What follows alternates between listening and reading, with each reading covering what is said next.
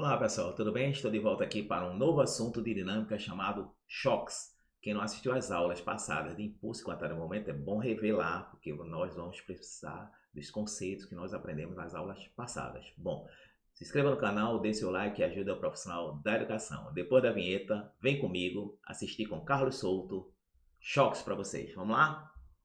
Então eu tenho aqui, escolha um número de esferas para serem soltas e aperte o botão e observe. Então eu tenho aqui 6 esferas penduradas por cordas e eu vou colocar uma em movimento aqui e soltá-la. Vocês estão percebendo que quando ela toca nessas outras 5, uma daqui sobe também. Então vamos colocar com 2. Exatamente. Vou colocar 3. Você já fez a simulação com 1, 2 e 3 esferas? Sim, fizemos, né? O número de esferas que se move após o choque é maior que o número de esferas que se move antes do choque? Ou é igual ao número de esferas que se move antes do choque? É maior, né? Aliás, é igual, né? Então vamos lá. Por que isso acontece? A energia cinética das esferas que se movem antes do choque se transmite para as que se movem depois do choque. Exatamente, né? O que é energia cinética? É energia de movimento, né? É a massa, velocidade ao quadrado sobre 2. Todo corpo que está em movimento tem energia cinética. Sempre lembrando isso, tá? Então vamos lá. Na simulação, né? Nesta simulação aqui, observamos que a energia que as esferas possuem antes do choque se conserva e move um mesmo número de bolas após o choque. Esse tipo de choque é denominado perfeitamente elástico. Nem todo tipo de choque é perfeitamente elástico. Vai ter o choque inelástico, vai ter o choque parcialmente elástico. Nós vamos ver nas páginas seguintes. Então vamos lá. Escolha a velocidade do projétil e dispare. Eu tenho aqui um rifle. Clique em para atirar. A velocidade do projétil 100 metros por segundo.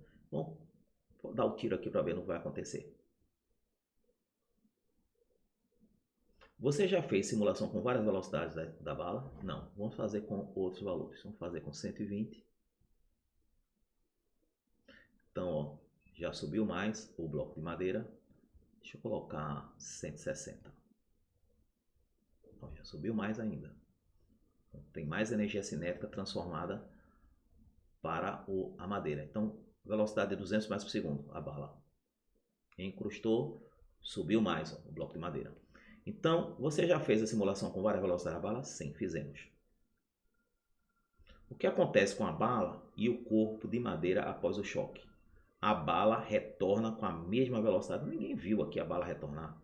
Elas permanecem juntas, a bala e o corpo de madeira. Então, B. Podemos considerar, após o choque, o sistema bala-bloco como um corpo só? Sim, e a massa do sistema é a massa da bala mais a massa do bloco. Exatamente, quantidade de movimento, os dois estão juntos formando um sistema só.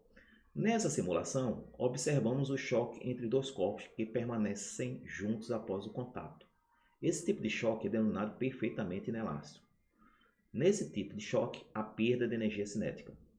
Claro, você veja que quando a bala saiu, a energia cinética inicial vai ser diferente da energia cinética final. Porque na hora do impacto, há transformação de energia cinética em outras formas de energia.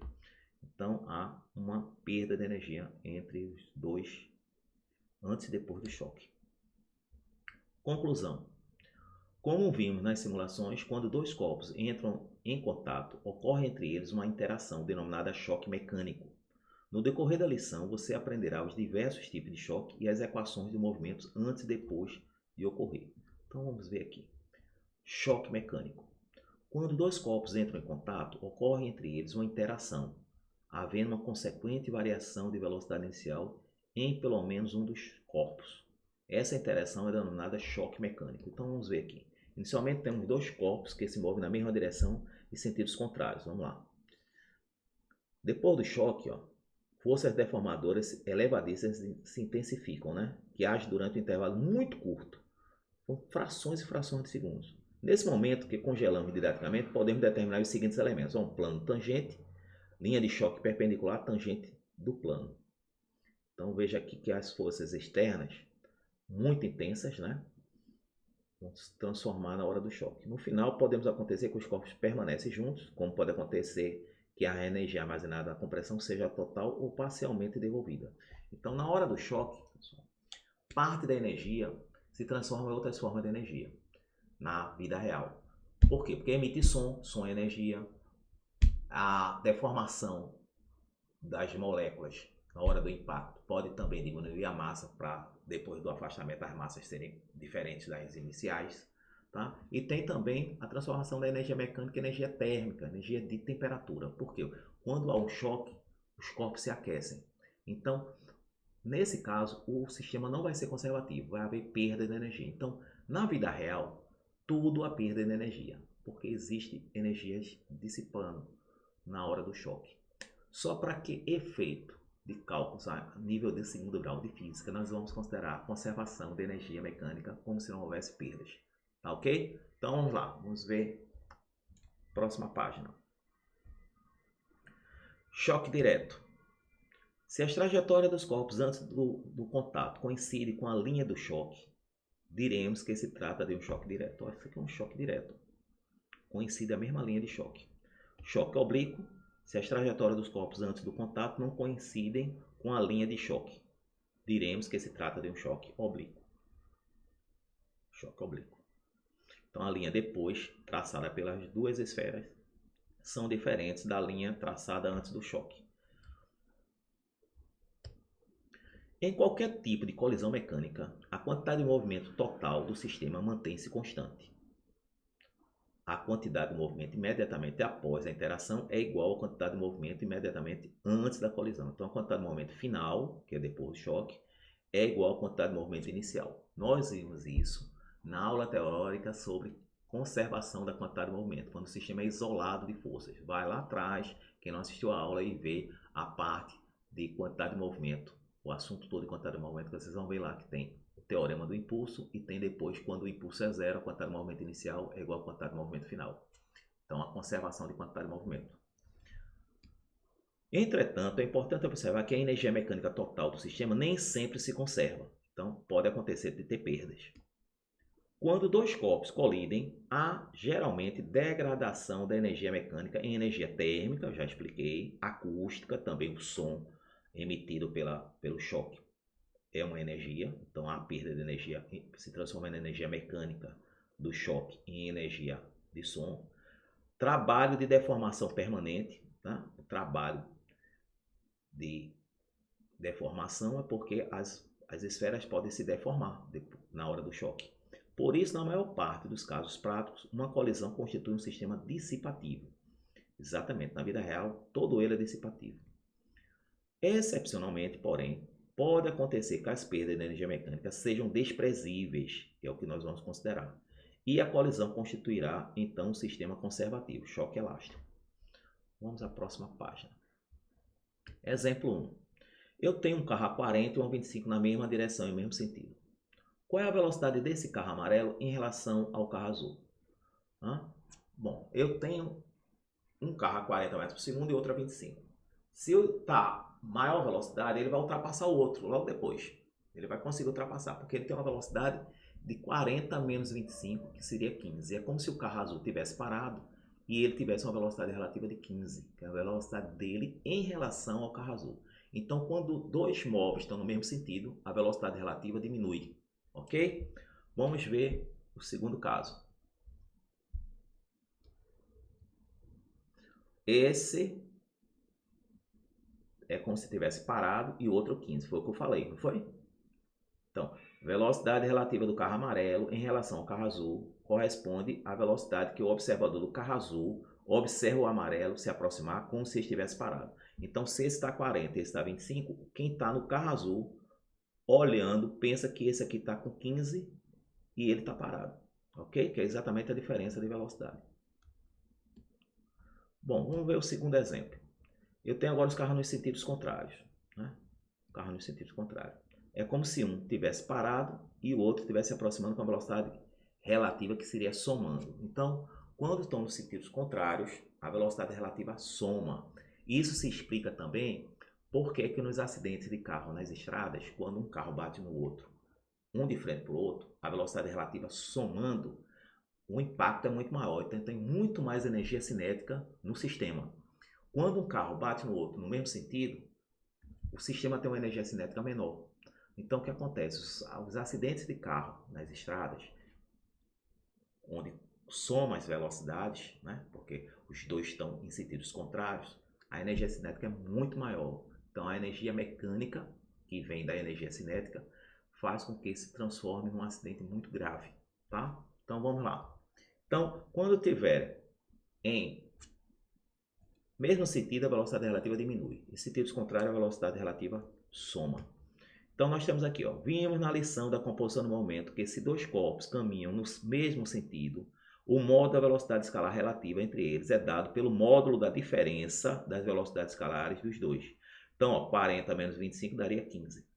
No exemplo 2, vimos na lição de composição do momento que se dois corpos caminham em sentidos opostos, o módulo da velocidade escalar relativa entre eles é dado pela soma das velocidades escalares. Então, ó, quando estão em sentidos contrários, seria 40 mais 25, seria 65 metros por segundo. Vamos à próxima página. Coeficiente de restituição. Define-se coeficiente de restituição, e representado pela letra E, com uma relação entre os módulos da velocidade relativa de afastamento após a colisão e de aproximação antes da colisão, de duas partículas que realizam um choque direto.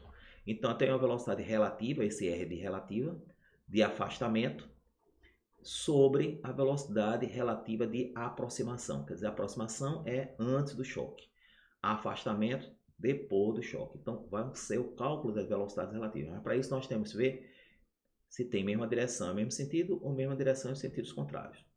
A definição de coeficiente de restituição deve-se também a Newton, né? Nosso querido Isaac Newton, e ajudará a resolver problemas envolvendo choques diretos.